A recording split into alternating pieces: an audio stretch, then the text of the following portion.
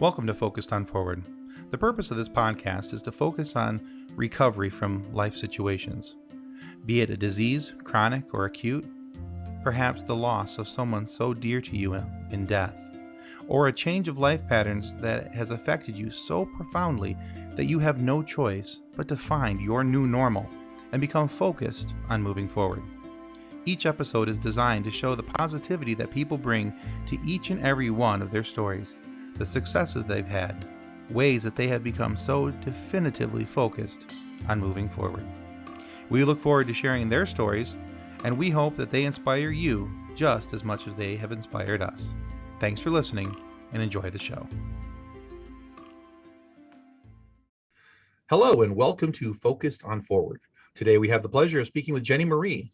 Jenny is going to talk to us about a verbally abusive relationship that she had to endure growing up with her mother. She also is going to talk about how she became focused on forward and when and how that happened and how she chose to have a positive outlook and view in her life. So we're very excited to talk with Jenny. We're excited to hear about her story. And then at the end, she's also going to talk to us about a little bit of what she's doing now and how that might even be able to help you, our listeners. So Jenny, thank you so much for being a guest on Focused on Forward today. Oh, thank you for having me. It's a pleasure to be here with you. Yeah, I'm excited to have you. I'm excited to hear your story, and I'm excited to hear how you overcame your issues to be able to move forward in life. So when you're ready, please share with us. Yes, so I really didn't have a good childhood, I might say. So from as long as I remember, my mom was very, very hard on me. Uh, and she hit me. She always told me that I was a retard, etc., other things with bad language. Um, she actually told me something that it was ingrained with me. And now that I am a coach, I understood it was a limiting belief. So she told me that my father said, which was just a manipulation, that everybody was born with a star, but unfortunately my star was crushed. And she emphasized that statement a long time. And she had a little bit of psychological problems. I remember going to the hospital all the time because she thought she was sick. We went to the psychiatric ward for some sessions, most probably to control her anxiety. So I remember going to the psychiatric ward and seeing all these people. It was very shocking for me because I was a young child, so I couldn't understand really much what was happening. Um, I said that she told me this limiting belief that I found last year that was stopping me from moving forward. Uh, but it was because she wanted to manipulate my father. She wanted for my father to give us more money because he wasn't very good at giving us child support. Um, so what she did is she was trying always to manipulate me. Uh, I cannot tell you that I don't love her because I love her very much, even though with all the situations that I encountered, I had a stepsister, and my stepsister had a harder time with her. And actually, my stepsister was raised by her mother, and she was always in panic when my mother was coming to see her. And when I was born, she told my father that she was her niece. So my mother unfortunately had a little problems with the psychological terms. I don't think she got ever had any um, I don't know, she wasn't declared as crazy or any psychological term, but she had lots of problems with her psyche. Um, and I know now that she did it out of love. She wanted me to become a great woman, and I am a great woman now. I think I have searched somewhere inside of me to stop with that belief that I couldn't be successful, that I was retard than I was, etc., etc. Things that she could tell me. And when I was 13, so in Mexico, when you're 13, you are able to move out from your mom or from your primary care provider. And then I moved with my father. Um, and I had to go to the judge to tell him, okay, I'm moving because I cannot tolerate to be treated like this anymore. I just remember, sorry, I forgot to tell you that sometimes when she was going out and she got very, very upset with me, she could lock me inside of a closet. She will hit me and she will lock me there. And I cannot tell you that I fear the darkness, but I think I always found a way to find the light within the darkness. And I think when I was in this closet that it was dark and I was crying because I couldn't understand why what wrong I could have done to be deserving of being locked down in this closet. So, but I always found something. And one of the things that I did is that I had always had like an imaginary friend, and my imaginary friend was called Michael. So I will talk to Michael all the time and he will hang out with me. So, you're a kid and then you're playing with your imaginary friend. And that was actually something that helped me. Another thing that helped me as well was that I was very good at school. So I think I wanted to be at school so much because that was the only place that I didn't have any physical abuse and I could be successful. So I trained my brain to be very good at paying attention at classes or studying because that was keeping me away from my pain. And when I was a teenager, I actually had my dark era. So I was a goth for a long time. And my mother would hate it because I love to listen like to Marilyn Manson and to dark metal. And I don't know, it was calming for me. I know that some people will relate to this, that they could hear this heavy metal music and just feel calm. And people will ask me, well, you're listening exactly what Marilyn Manson is saying in their lyrics. And it's like, yes, I do. I just don't pay attention. I'm just really try to listen it from another way.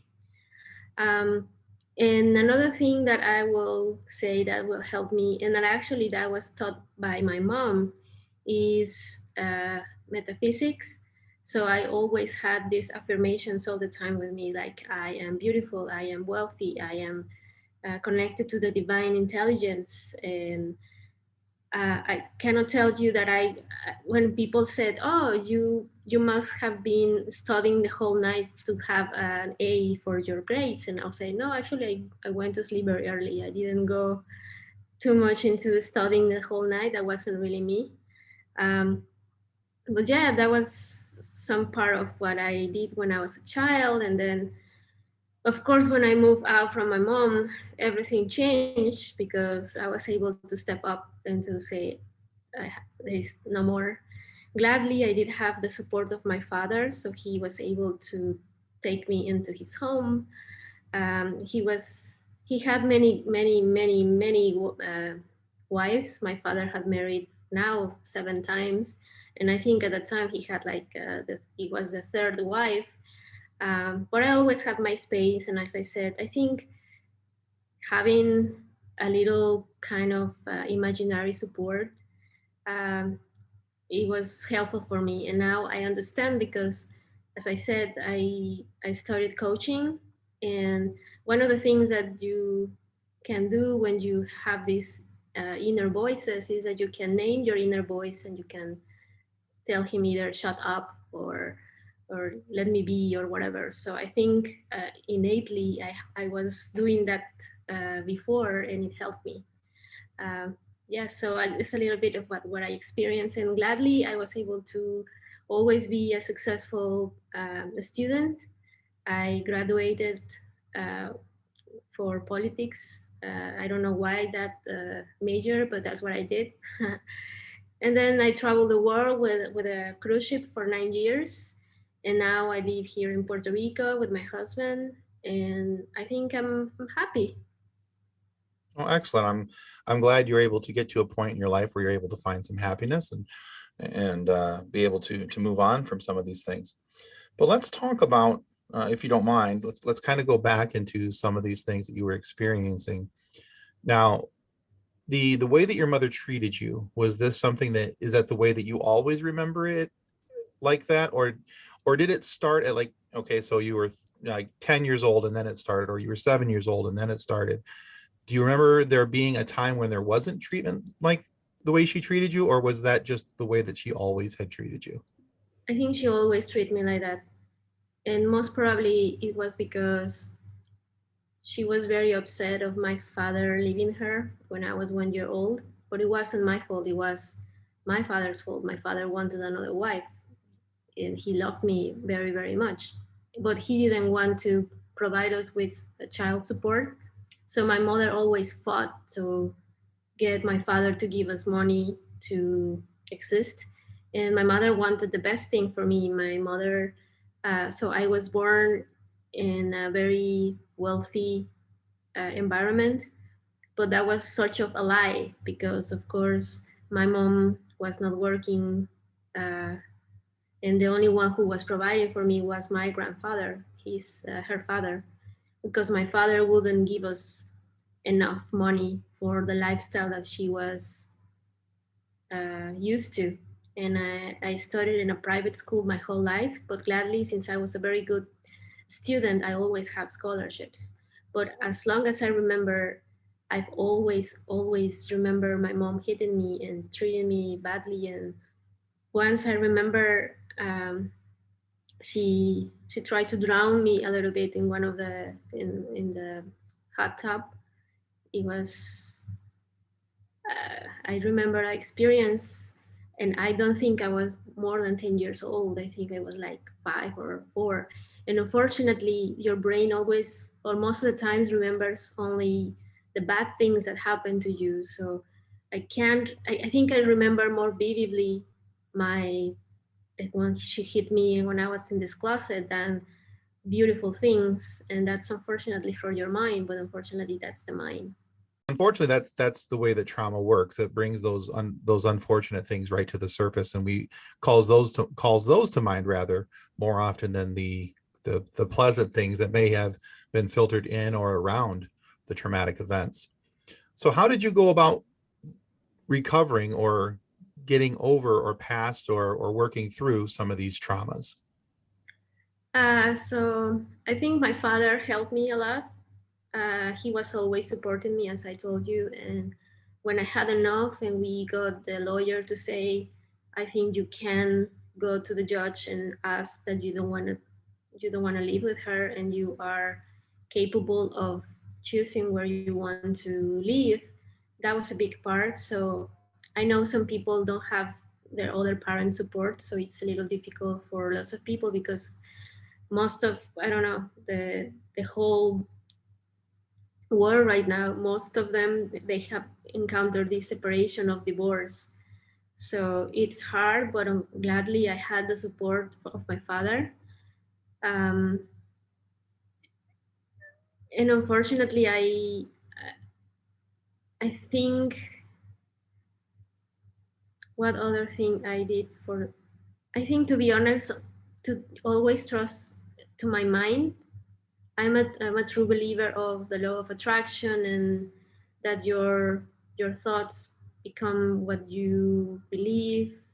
So I think when I did my imagination, my imaginary world, that helped me. And I remember, and I forgot to tell you this, but my favorite uh, movie is Alice in Wonderland, and I identify with this movie so much. And I remember my grandmother would say, when you were in kindergarten, you will come and say, you are Alice, and you only wanted to to watch Alice in Wonderland all over again. And I think your mind is so powerful. So I created my own reality when I was in this closet. Uh, so I had my friend, I have my friend called Michael, and my own imaginary world. So I think my mind helped me a lot. through this process, because I know that it can be hard when you don't have support from someone. But I always found the light within the darkness there, in my mind, in my imagination, in my will. I think I always wanted to say that I have a strong willpower, because even though I had a very hard childhood, and everybody will say that you had a very childhood with your crazy parents, but you managed to become a very good woman. But I think it's because of the power of the mind. I didn't want to let anyone defeat me, because I think I I think I was I deserve, or I'm here for greatness, and to tell people that they can, whatever situation that they are in, they can change it with the power of the mind. Okay, excellent. So, what are some of the other things that you do on a daily basis to help you to help that helps Jenny stay focused on forward? Um, so one thing is that I have found positive intention. So everything that people do, they have a positive intention. So when you recognize what happened and the intention behind that, you understand why people have done the things that they've done. Because everybody does whatever they do with the best they can with the resources that they have. So that's one thing that I always believed. So you find a positive intention. One thing that I do at this moment is I meditate. I don't. I can't tell you that I pray too much. It's not really myself. Even though I was born in a Catholic school and I was raised in a Catholic school, uh, I think I have my own beliefs, and I think mindfulness and meditation have helped me a lot. And even though I don't think I did meditation before, but I do like to listen to my thoughts and just to be quiet and preserve and on my own space. Okay. Now, is the positive intention, is that what you apply to your relationship with your mother to help Yes, you kind of reconcile some of those things? yes. That's so the positive intention is that she wanted um, to build a beautiful future for me, a wealthy future that I could live, I don't know, with a luxury style that she wanted. So she wanted to raise a strong woman, and by telling me this limiting belief, or telling me bad words, or hitting me, she was trying to build a strong woman. She was trying to build a beautiful future for me, maybe in a very disturbed way, because that's what she thought. She had a mental problem, so maybe in her mind, this was the correct uh, way to do it. Even though I know now it wasn't the best way, because of course I would have loved to have a beautiful childhood. We'll be right back after a word from our sponsors. And now back to Focused on Forward. So, positive intention, but poor application from your mother and how she did that. So, what age approximately were you when you decided that you needed to become focused on forward and you needed to change things? I think when I was 12, because I moved from my mom when I was 13. So I asked my father for help, and I said, I can't deal with this physical abuse anymore. I'm just not happy. Um, I don't think I was a happy girl when I was a kid, and I was just like a robot trying to survive. Um, so I think when I was 12, I managed to say, this is not right. This is not the way you treat a child. And I think when you are from 1 to 7, your brain doesn't recognize between good or bad. But when you are 13, you might be have lots of experiences or things that you've seen, and then you can recognize, okay, I don't think this is right anymore, and I think we need to step up and do something about it. Or if you want to step up from that belief or from that feeling or from this abusive relationship, enough is enough. So I think I was like 12 when I decided this is enough and I don't want this anymore for me. Okay. So, what advice would you give to those who are enduring a similar style abusive relationship, whether it's verbal abuse, physical abuse, mental, emotional abuse, whatever? What advice do you have for those who are enduring that right now?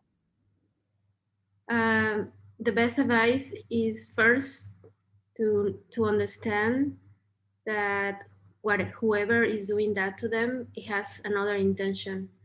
uh, and even though they can say, no, I don't understand what is the positive intention of that, there is always someone a positive intention. The second advice I will give is to ask for help. And even though it's very hard because you show vulnerability when you ask for help, and people say, well, being vulnerable means that I am weak. That doesn't mean that you're weak. It means that you love yourself a little bit more, and then you want to have another future for yourself. So, and asking for help, even most probably, I understand that there's lots of people that they don't have this support from a close uh, person, like a family member, and it's very hard. But there are thousands of organizations that they can go and ask for help, or counselors, or at school. I was born in Mexico, so sometimes there is a psychiatric um, or a counseling department at the municipality, and there are people that can help. Like if you ask someone, ask a friend, and a friend can ask a friend, and well, there is always someone that can help you. It's just like you, I know that you are not alone. There's people out there that are doing this for their work.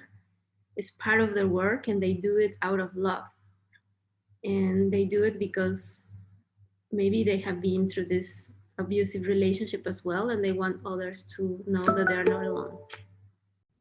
We're going to get to how you got into life coaching here in just a moment.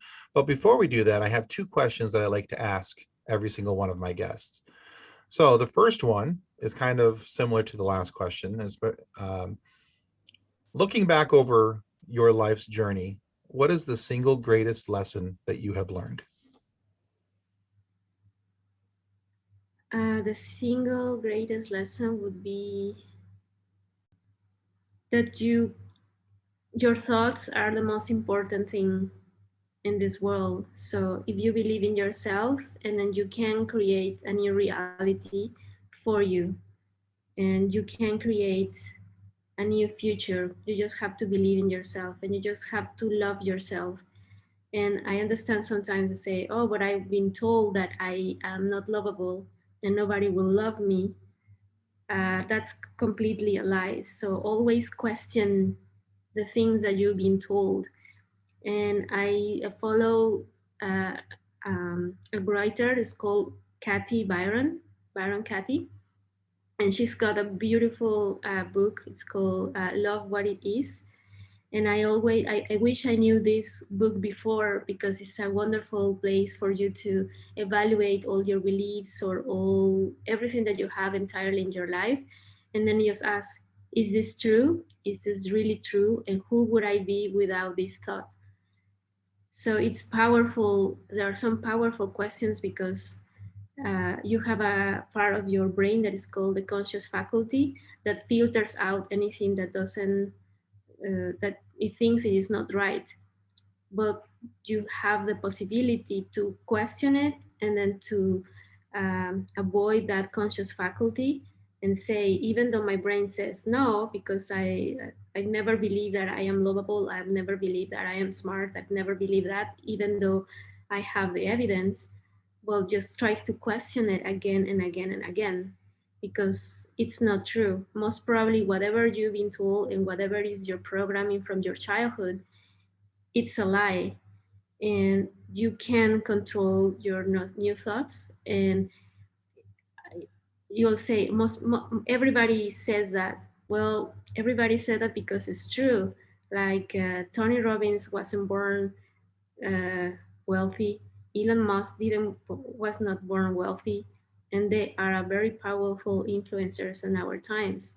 So everybody struggle, but they use that motor as a change, as a motor, as a gift for change, as a gift for I'm going to overcome this, and I'm gonna do this as part of my life, and I'm gonna change the world because I am strong. And if they believe that they are strong and they believe in the words and they're confident that it can happen, uh, there is a way out. There is always light within the darkness. Excellent.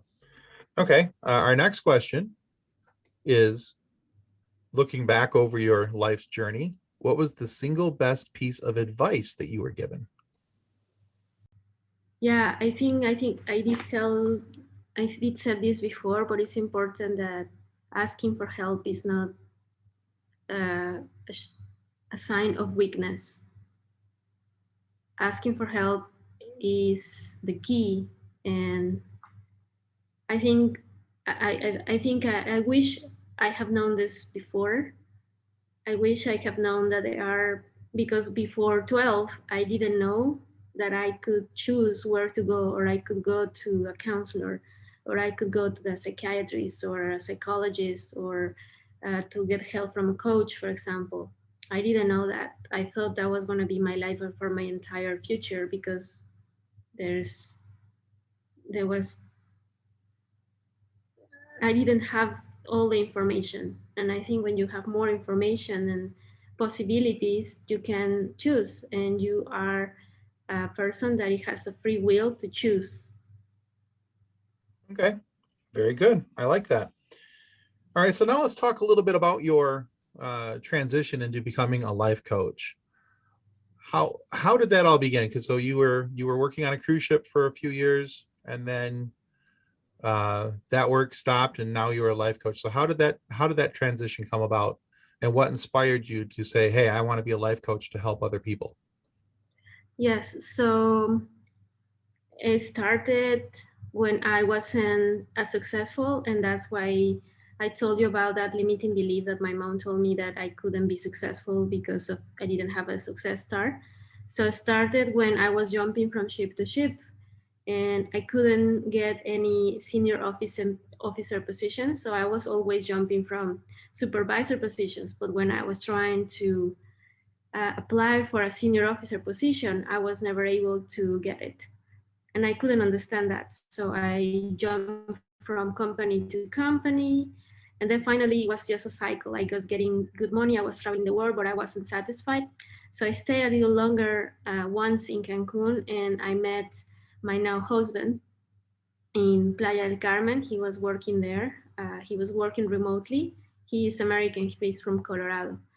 And then we managed to stay together for half a year. Then he had to go to um, work in India. I had my last contract on the ship until January 2019. Then we traveled the world, and then I had to find something that I could do while we were traveling. And then he had to move to Puerto Rico. That's where I live now because of some tax incentives that they have for Americans here. And I just couldn't just not work. And I was into this wellness world, and I found coaching just by mistake because I was looking at all these health coach ads, and I studied health and life coaching. And I started helping practice clients when it was July in 2020. So last year was my breakthrough year. I loved 2020. I cannot say that it affected me because it actually gave me something. And um, I understood that most of my clients had these limiting beliefs that were programmed when they were a child. I had one of my clients said that her father abused her and told her she was an ugly fat cow. So there is always something that somebody told you, your parents, maybe someone at school, the bullies at school, or maybe there is always someone there, a program in there that you believe that you can't be successful, or you can lose weight, or you can't do whatever you want to do, because we have these two fears, that is the fear or I'm not enough and I won't be loved. And though we have all those fears when we are kids. So when I found that I had those limiting beliefs, and I had my own journey when I was studying, and I was so able to overcome my limiting belief and find more tools to get me through my life, I said, I think that's what I want to do. I want to help people with these limiting beliefs that come from their programming, because I had my story. I remember my mom telling me all of these things, and gladly I had support from my father, and gladly I had my willpower, and I had my imagination that helped me. But there is always someone that you can ask for help. So that's what I do now. I help people with their limiting beliefs, with their self-sabotage behaviors, because when you get this limiting belief, it comes like your result is, or you either procrastinate, or you have imposter syndrome, you are a perfectionist, you self-doubt, or you can do anything. And then that's what I want to do. I want to tell them that it's not true. It's you can move forward, and you can find the light within the darkness, even though you were trained that you are not enough, or you you had to be perfect to be loved. So I like to help people with the mindset, because I think from my story, I think something inside of me always said, your mindset, your mind, your thoughts are the one who are giving you a motor for change. So don't, I cannot say I hate my childhood, because now I can help others. I understand what they feel. I understand how their limiting beliefs stop them for success, and how can they change it. So there are many tools that they can use. For example, when you find your disempowering belief, or something that always someone told you, and you need to change it to empowering belief, and, and visualize yourself with that new reality, and do affirmations. I know that people say they don't work, but your mind learns by repetition, and it becomes a habit. So if you have a habit of, I don't think I'm enough, or I don't think I'm beautiful, or I don't think I am X, Y, or Z, that's a habit, and you can break the habit. And you learn that by repetition, because anyone who did it because they wanted to program that in your mind. But you just need to have a software upgrade. And the software upgrade is, you learn by repetition. And if you repeat, and if you visualize yourself and you imagine yourself being that new person, you can change, and you can become the person that you want to be. Excellent. All right. So uh, tell everybody listening the name of your coaching company and where's the best place for them to get in contact with you if they would like to learn more about how you do what you do to help people. So my last name is Marie. So my name is Jenny, Jenny. Marie is my last name, Marie.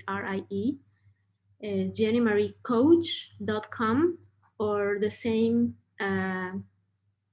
handle for Instagram.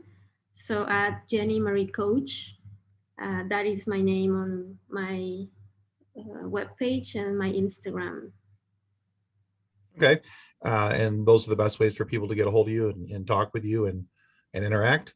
Yes, they can do that. Excellent. Excellent. Okay. Well, Jenny, thank you so much for being on today. Thank you for telling us about your experiences, and thank you for telling us about why being a life coach to you is so very important. It's clear to see that you have become a person who's focused on being forward. Yes, thank you. Thank you for having me. It was a pleasure. Yeah, absolutely. Our pleasure to have you here. So, everyone, thank you for listening in today, and that's going to conclude us for Focused on Forward. Well, that concludes another episode of Focused on Forward. To be a guest of Focused on Forward, you can reach us through Twitter at podcastfof, through our Facebook page named Focused on Forward, or through email focusedonforward@gmail.com. We look forward to hearing each and every one of your stories that has yet to be told. So until then, be safe, be kind, and be loving to one another as you stay focused on forward.